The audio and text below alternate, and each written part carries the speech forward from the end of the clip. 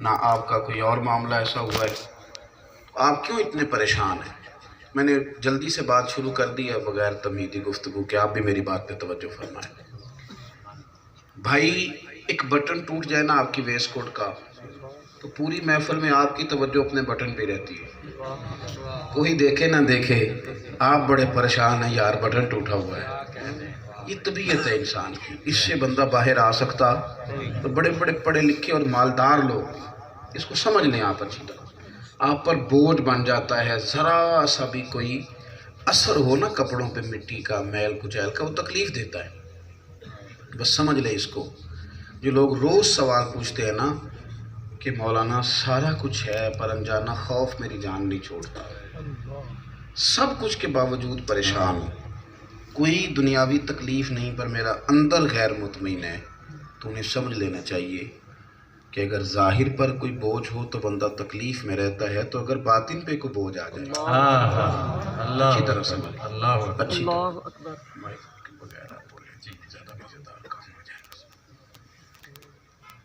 اللہ آپ کو جزائے خیر عطا فرمائے، اللہ آپ کو برکت دے۔ اب باطن پہ اگر بوجھ ہو نا، باطن پہ کچھ بوجھ ہوتے ہیں، حسد ایک بوجھ ہے، عداوت ایک بوجھ ہے، نہیں مانتے، ہم ماننے کو تیار نہیں ہوتے، طبیعت نہیں، یعنی یہ ہر بندہ کہہ رہا ہے کہ لوگ مجھ سے حسد کرتے ہیں، اور یہ کوئی بھی نہیں مان رہا کہ میں فلانے سے کرتا ہوں، یہ ساری دنیا تسلیم کر رہی۔ باطن پر کچھ بوجھ ہوتے ہیں، مخلص نہ ہونا بھی ایک بوجھ ہے، آپ باصلاحیت ہونے کے باوجود کام نہیں کر پاتے، کیونکہ آپ نے جو چیز اوڑھ دی ہے نا وہ تکلیف دے۔ تو جب آپ باطن پہ بوجھ رکھتے ہیں نا، آپ یقین کریں بڑے بڑے القابات رکھنے والے لوگ، سیاسی، سماجی، فلاحی، وہ سمجھتے ہیں کہ محفل نبی پاک علیہ السلام کے نام کی، وہ سمجھتے ہیں کہ قرآن و سنت کی ابلاغ کے لیے آج کا اجتماع ہے، خالص مذہبی ہے، غیر سیاسی ہے۔ لیکن اگر وہ آ جائے نا وہ بندہ جس کو عادت ہے اسٹیج پہ بیٹھنے کی، تو وہ پیچھے سے بیچارہ گردن اونچی کر کر کے نقیب کو دکھاتا ہے کہ آ گیا ہوں، میرا نام لے لے، تیری مہربانی، کسی طریقے مجھے بلا لے۔ سکون نہیں آتا، کیوں کہ گناہ کی تعریف یہ ہے کہ ما حاک فی صدرک، کھٹکتا ہے سینے میں، تکلیف دیتا ہے۔ اللہ تبارک و تعالیٰ نے نا ہمارا جو رشتہ جوڑا ہے نا وہ وحی کے ساتھ جوڑا ہے، حضور علیہ السلام کی جو تعلیمات ہیں وہ وحی سے متعلقہ ہیں۔ آپ کبھی غور کریں تو رب فرماتا ہے کہ میں نے تمہیں وہ محبوب دیے ہیں یتلو علیکم آیاتنا، وہ تم پر ہماری آیتیں پڑھیں گے، وَيُزَكِّيكُمْ، اور تمہیں پاک فرما دیں گے۔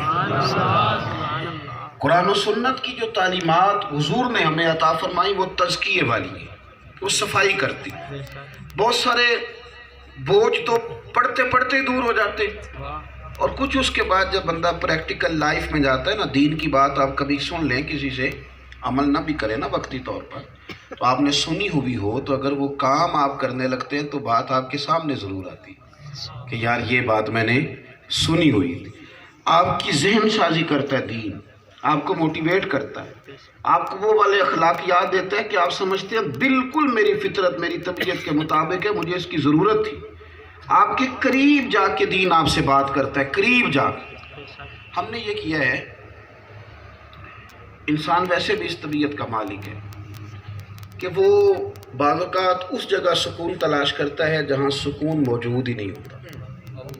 کتنا لوگوں کو شوق ہے سیر کرنے کا، گھومنے کا، لیکن وہ چلا جائے دنیا کے 5 سٹار ہوٹل میں، بہترین جگہ جائے گھومے، چلا جائے بہت اونچی جگہ پہ، لیکن جس مزے سے وہ اپنی چارپائی پہ اپنے گھر میں سوتا ہے نا، اس طرح کی نیند اسے کہیں اور میسر آ ہی نہیں سکتی۔ وہ چلا گیا ہے، پہنچ گیا ہے، اچھی جگہ گیا ہے، لیکن اس کو وہ سکون وہاں تلاش کر رہا ہے جہاں سکون اس کے لیے موجود ہے۔ سکون تو یہاں گھر میں موجود ہے، یہاں حاصل کرے۔ اہل عرب کا یہ مزاج تھا، قرآن و سنت سے جب تک دوری تھی، حضور کے قریب نہیں تھے، تو انہوں نے بھی کچھ ایسی چیزوں کو عزت بنا لیا تھا جو بظاہر عزت نہیں بنا لیا تھا۔ مثلا وہ کہتے تھے معاف کر دینا تو بزدلی ہے، میں معاف کر دوں۔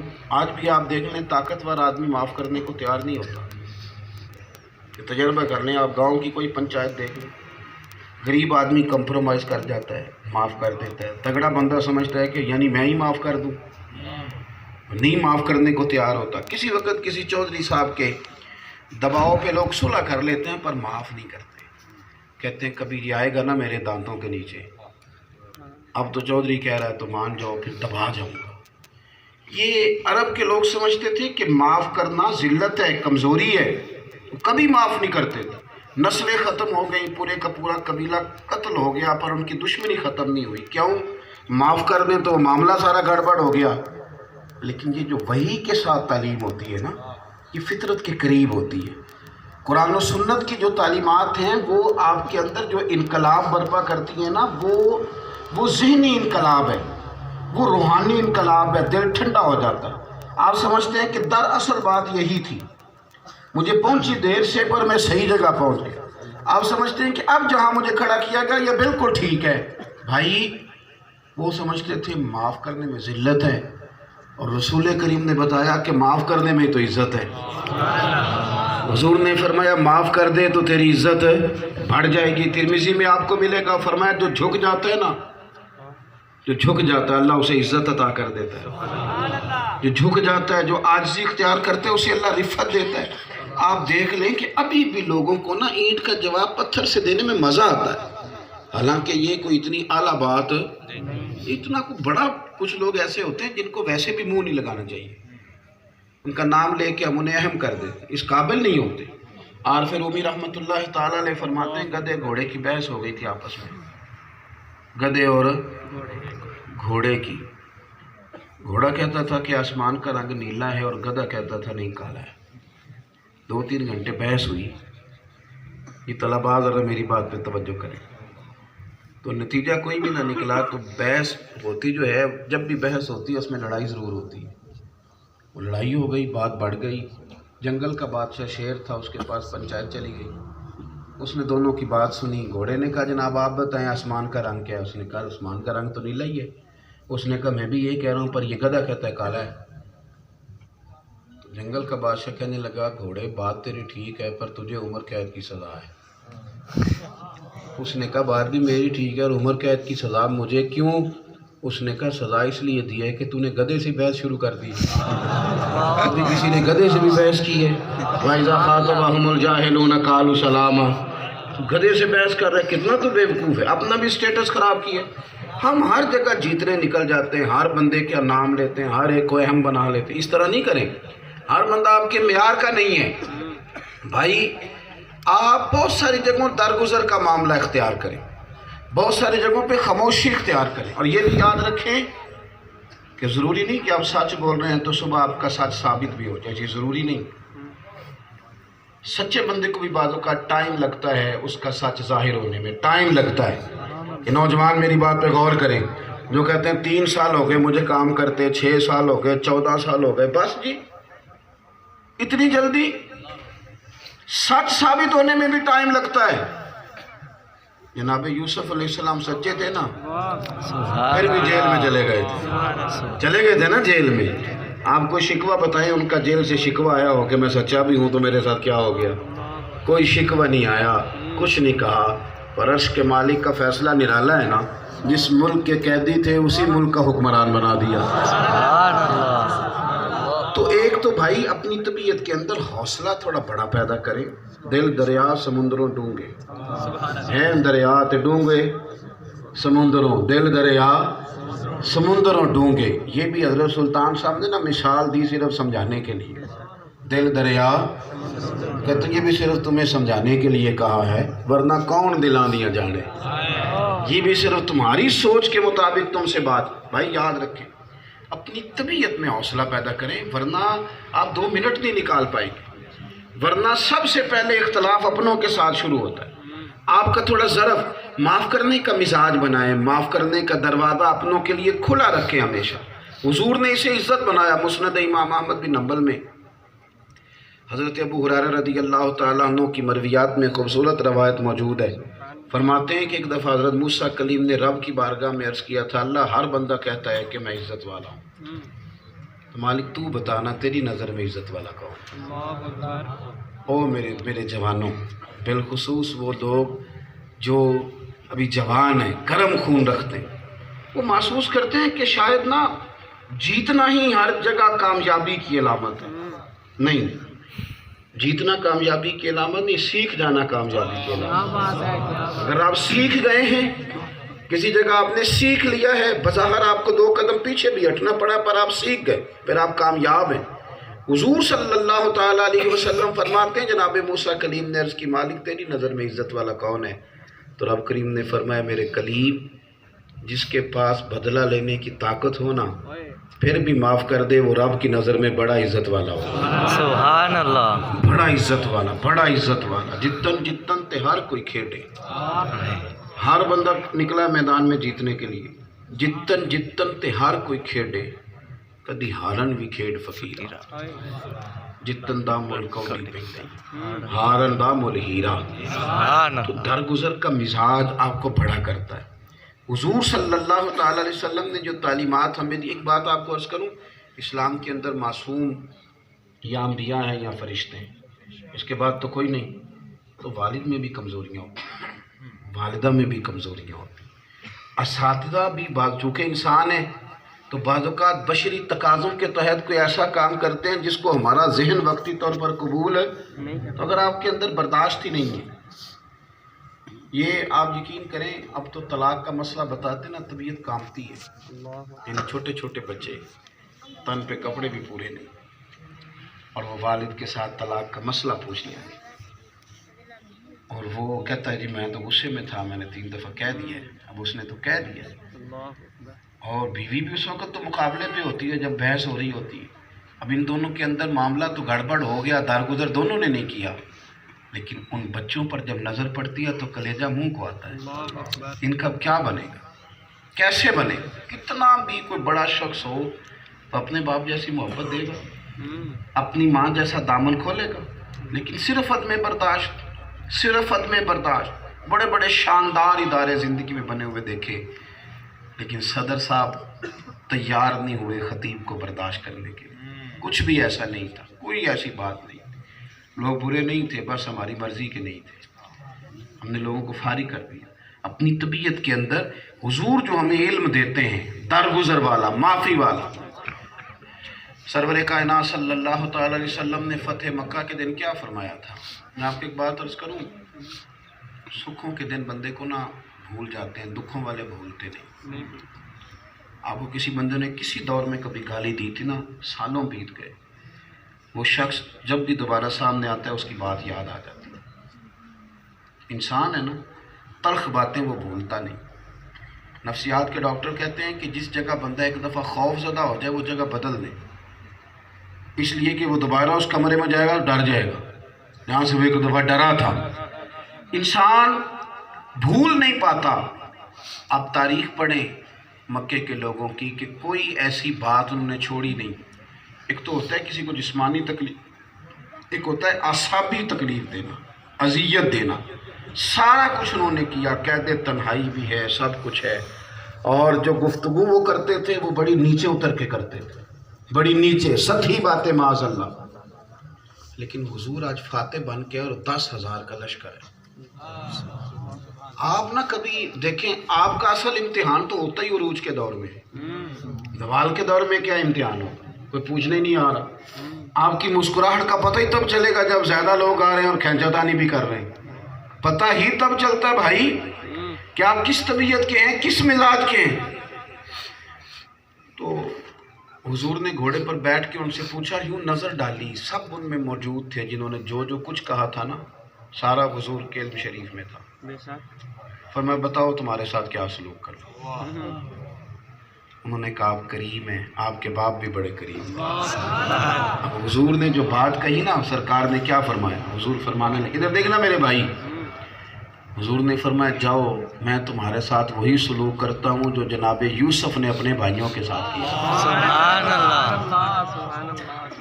علماء تفسیر نے ایک بات لکھی ہے کہ جب مصر کے اندر قحط پڑ گیا تھا نا،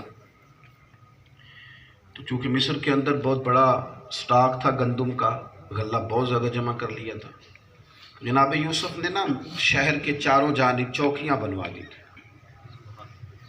کہ جو بندہ غلہ لینے آیا یہ بھی پوچھو کہاں سے آیا، یہ بھی پوچھو کیا لے کے آیا ہے، چاندی کے عوض پہ اس نے غلہ لینا ہے، سونے کے عوض لینا ہے یا نقد پیسے لایا ہے۔ جب سب کو ایک دفعہ حکم جاری کر دیا تو پھر بلایا سب کو، کہنے لگے یار دوبارہ سے سنو، ساری دنیا سے لوگ اللہ لینے آئے، پوچھ لینا کہاں سے آئے ہیں اور کیا لائے ہیں، لیکن جب کنان سے لوگ آئے نا بس اتنا پوچھنا کہاں سے آئے ہیں، اگر کہیں کنانی ہے تو پھر یہ نہ پوچھنا کیا لے کے آئے، ان کا پردہ رکھنا، ان سے سوال جواب ہی نہ کرنا، کوئی بات نہ کرنا۔ یہ نا بھائی بڑے پیارے ہوتے ہیں، بندہ کیا لیتا ہے اپنے بچوں کے سامنے تھوڑا چاچا بڑا ظلم کرتا ہے، کیا لیتا ہے، کچھ کہانیاں بندہ سنا لیتا ہے، کہ اندر سے نہیں بات جاتی، بھائی ہوتا ہے نا وہ جاتی نہیں، اس کو کبھی 2 لاکھ کی ضرورت پڑ جائے تو بندہ بہانے کرتا ہے اپنے بچوں کے سامنے، میں کتوں دیا، میرے اپنے بڑے خرچے تھے، میں نہیں دے سکتا، 50,000 دیا گا، وہی بچوں کو راضی کرنے کے لیے کہہ رہا ہوتا ہے، اندر سے آواز آتی ہے کہ اگر 2 کی ضرورت ہے تو اسے 2.5 دے دو، میرا بھائی ہے، میں سارا بوجھ اٹھا لوں۔ یہ کیا کرے، یہ معاملہ اس طرح کا ہے، تعلق اللہ تعالیٰ نے اس طرح کا بنایا، تو حضور صلی اللہ تعالیٰ علیہ وسلم نے فرمایا جاؤ نا، تمہارے ساتھ بھی وہی سلوک ہے جو جناب یوسف نے بھائیوں کے ساتھ کیا تھا، بس تم مکے والے ہو، اہل قریش ہو، چھٹی تمہاری، پوچھیں گے نہیں تم نے کیا کیا تھا، کب کیا، تھوڑا سا نا گزر لینے دیں، اگر کوئی گاڑی آپ سے آگے گزرتی ہے کچھ بھی نہیں ہوتا، کچھ بھی نہیں ہوتا، کوئی اگر غلط کراس کر گیا تو اسے سزا دینا کوئی اتنا زیادہ ضروری، اس کے خلاف اپنی گاڑی میں بیٹھ کے بلا وجہ باتیں کرنے کی ضرورت کوئی نہیں۔ ہم سفر کرتے ہیں نا تو کئی دفعہ کو بندہ غلط کراس کر جاتا ہے، ڈرائیور کا موڈ خراب ہو جاتا ہے، میں کہنا کرما لیا اس نے جو کرنا سی وہ کر گیا، تو نصیحت سفر کرنا ہے کہ نہیں، اسے بھول جا تیری مہربانی، تاکہ ہمارا سفر صحیح، اس نے جو کرنا تھا وہ کر گیا، اب اپنے اوپر آپ سوار کر لیں گے۔ تو ایک تو یہ بات یاد رکھیں کہ حضور صلی اللہ علیہ وسلم نے جو ہماری تربیت کی ہے نا، اس میں ہمیں بتایا ہے کہ تو نا اگر تھوڑا سا برداشت پیدا کر لے گا نا، برداشت، اور تجھے چپ رہنا آ گیا اور سہنا آ گیا، تو پھر تیرے بہت سارے رشتے ویسے ہی بچ جائیں گے، بہت ساری چیزیں ویسے ہی بچ جائیں گی، علماء کی خدمت میں بھی، عوام کی خدمت میں بھی، جیسا آپ سن رہے تھے، ایک ہی بات بڑی ضروری ہے، وہ ہے دل ذرا بڑھاؤ، تھوڑا سیکھے نا، بندہ اپنے چھوٹوں سے بھی سیکھتا ہے، آپ سیکھیں۔ میرے ایک شاگرد ہیں، میرے پاس پڑھتے رہے، میرے پاس گاڑی نہیں تھی، تو ایک دن مجھے فون کرنے لگے، کہنے لگے استاد جی کبھی چکر تو لگاؤ، میں نے کہا بیٹے دعا کر اللہ گاڑی دے تو آؤں گا، وہ اللہ چھوٹی سی گاڑی دے دے میں آتا ہوں، کہنے لگے استاد جی گل کرا ناراض تو نہیں ہو گئی، میں نے کہا نہیں، کہتے اللہ کو منگنی جی تو وڈی ساری منگو، یہ کیا بات کر دی اللہ چھوٹی سی گاڑی دے، اللہ سے مانگنا ہے تو شرم والی کیا بات۔ آپ یقین کریں ایک سادی بات تھی، فون میں نے رکھ دیا اور میرا دل اتنا ٹھنڈا ہوا، میں دیر تک یہ پہ لیٹا رہا، میں سوچتا رہا کہ یار دیندار بندے کے عقدے اللہ کھول دیتا ہے، بے شک اس نے پڑھا ہے ہمارے پاس، لیکن کیسا خوبصورت نقطہ کہا ہے کہ اپنے مالک سے مانگے تو جھجکنے والی کیا بات ہے، کھل کے نہ مانگے، خوب نہ مانگے۔ ترمذی شریف میں حدیث موجود ہے، حضور فرماتے ہیں دنیا داروں کے سامنے اپنے غم نہ بیان کرنا، سیٹھوں نوابوں کے سامنے نہ کہنا اللہ تمہیں غنی نہیں کرے گا، تم اپنے دکھ اپنے رب کے سامنے بیان کر دو، اللہ تمہیں ساری دنیا سے بے نیاز کر دے گا، اللہ بے نیاز کر دے گا۔ ڈاکٹر کہتے ہیں جناب آپ کے دل میں جو ٹینشن ہے نا وہ ساری آپ نکال دیں، آپ سکھی ہو جائیں گے۔ تب ڈاکٹر کو کون بتائے کہ کچھ ٹینشنیں بڑی ذاتی قسم کی ہیں، کسی سے کہیں جا ہی نہیں سکتی، کچھ دکھ بڑے نجی ہیں، کہہ نہیں سکتے، وہ کھا جاتے ہیں اندر ہی اندر، کہے نہیں جا سکتے، کیسے کہے، کس سے کہے۔ لیکن یہ دین کا حسن ہے نا، ہمیں ہمارے دین نے دعا بتا دی، جو کسی سے نہیں کہہ سکتے وہ رب رسول سے کہہ دو، کہہ دو اللہ رسول۔ ایک ہی بات یہ اور میں نے بس آپ کے سامنے عرض کرنی ہے، ایک مسئلہ تو یہ کہ طبیعت تھوڑی سی نہ کھلی کرے آپ۔ ایک تو یہ کہ میں نے دیکھا ہے تھوڑا سا میرا تجربہ ہے، میں نے یہ دیکھا ہے کچھ لوگ سمجھتے ہیں کہ سارا نا کام دین کا یا دنیا کا سارا میں نہیں کرتا، ایسا ہو نہیں سکتا، یہ ممکن نہیں ہے، ایسا ہو نہیں سکتا۔ حضرت صدیق اکبر جیسی صلح کی بھی ضرورت ہے، اور جناب عمر جیسے ڈنڈے کی بھی ضرورت ہے، حضرت عثمان جیسی مٹھاس بھی چاہیے اور مولا علی کی تلوار بھی چاہیے، ساری رنگ حضور کے۔ آپ نا مطلب دوسرے کو بھی گنجائش دیں آپ دیکھیں ہمارے مدارس کے اندر سارے اساتذہ صرف نہیں پڑھاتے، کچھ کہتے ہیں مجھے نحو کی کتابیں اچھی لگتی ہیں، کچھ کہتے ہیں تو ساری لے جا، ہدایہ لا 4 جلدیں میں نے تو پی ہوئی ہیں ساری، میں پڑھاتا ہوں، اپنا اپنا ذوق ہے۔ لکھنے میں بھی لوگوں کا اپنا اپنا ذوق، ہر کام میں اپنا. اسی طرح آپ دیکھ لیں ہمارے دیگر میدانوں کے اندر کیمسٹری ہے، بایو ہے، فزکس ہے، دیگر سارے شعبہ جات ہیں. جس کا جہاں شوق ہے اسے وہ کام کرنے دے. ہم نے ایک تو لوگوں کو کام نہیں کرنے دیتے، دوسرا ضرورت نہیں محسوس کرتے، ضرورت نہیں محسوس کرتے. میں 2 MA کی ہیں، 2 اور بھی کر لوں نا تو یہ لائٹیں میں کو نہیں لگا سکتا. کیا بات. میرے سے نہیں لگتی، یہ الیکٹریشین صاحب ہی لگائیں گے. لیکن میں اس کو ماننے کو تیار، بڑا میں یوں میں مانتا نہیں اس کی یہ اسپیکر مجھ سے نہیں چلتا، سوال ہی نہیں پیدا ہوتا. یہ باقاعدہ ایک الگ سے شعبہ ہے. اس کو جو بندہ اس کو چلا رہا ہے، اب اس کے بغیر تقریر ہوتی ہے؟ آپ کی سمجھ میں آتی ہے؟ آواز جاتی ہے؟ اس کی ضرورت کو محسوس کرے. میں نے ایک اسپیکر والے سے، لاؤڈ اسپیکر والے سے کہا تو اتنی تقریریں سنتا ہے، نماز کیوں نہیں پڑھتا؟ ہر روز محفل میں ہوتا ہے. وہ کہتا ہے سب جڑا ہوتا ہے سانو کے تراہ کے ٹر جانا. ابھی تو جنی دیر سپیکر تے بہنے آنا ڈرنے یہاں پہ انہیں مولوی ہو رہے ساڑھے نال کی کرے گا. تو آپ پہلے بندے ہیں جنہوں نے کہا نماز بھی پڑھا کرو، ورنہ تو ہماری کلاس ہی ہے. تو میں سمجھتا ہوں کہ اہمیت لوگوں کی، ضرورت لوگوں کی محسوس کریں. ٹھیک. دوسری بات، عرب کے لوگ ہوں یا آج کے لوگ، کچھ لوگ سمجھتے ہیں کہ عزت بڑی گاڑیوں میں، مہنگے کپڑوں میں، عزت بہت بڑے بڑے مکانات میں، محلات میں. لوگ اس کو عزت سمجھنے لگ گئے. درود شریف پڑھے سارے حضرات بابا.